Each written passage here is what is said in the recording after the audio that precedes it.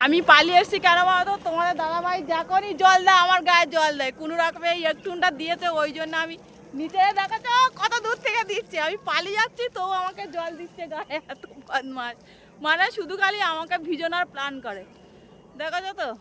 ও সবসময় বাগানে জল দেবে, ওই জন্য আমি পালিয়ে এসেছি।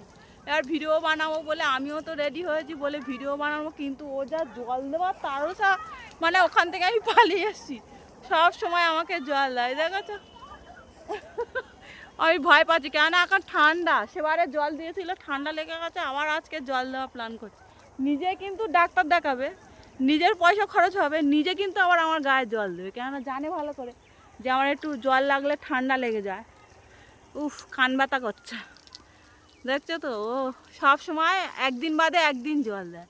এই আমাদের পুরো বাগান, আর আমাদের এখন কি বলো তো, চারিদিকে তো জল নেই, পুরো মাঠ, ওই জন্য চারিদিকে শুকনো হয়ে যাচ্ছে। আর এই গরুগুলো বড্ড বদমাশ, আমাদের বাগানগুলো খেয়ে নেয়।